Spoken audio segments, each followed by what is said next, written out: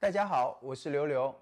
我老婆是做程序化交易的嘛，所以在业余时间，我们也会经常探讨一些交易策略什么的。她之前是用的我的一台旧电脑，大概是一个5年前的 CPU，然后也没有独立的 GPU，就是凑合用着。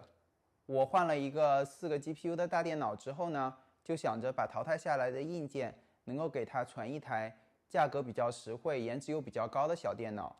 这样的话，今年我们就可以跑一些 A 股的策略，看一下有没有一些比较好的收益。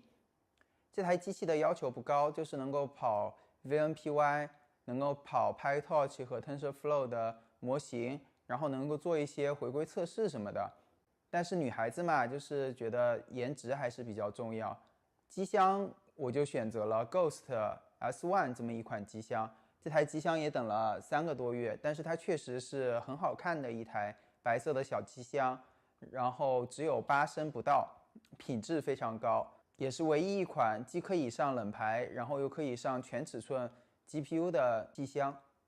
那么很快过一下配置，在 CPU 方面，本来我想用 Intel 的9900X 的 CPU， 可惜现在的价格真的是贵到吓人，贵到爆炸，所以上了 AMD 的2700X， 电源用了 EVGA 的650瓦的小电源，然后主板用的是华擎的命令 ITX 的主板，这个主板对 ECC 内存的支持比较好，用了2个16G 的 ECC 内存，以后如果有需要还可以再换嘛。在存储方面用了 Intel 的 760P ET， 之前我一直是用的三星的970 EVO 的版本，但是在和 AMD 系统的调教过程中，总觉得有一些兼容性的问题，可能实际上也没有。然后 Intel 的 760P 就一直比较稳定，所以这次给它装机的时候，我们就用了 Intel 的 760P。760P 虽然比较慢，但是读取速度还是可以的，写入速度比较慢。那么话不多说，我们就把这台机器装起来，看一下它颜值能否让我老婆满意吧。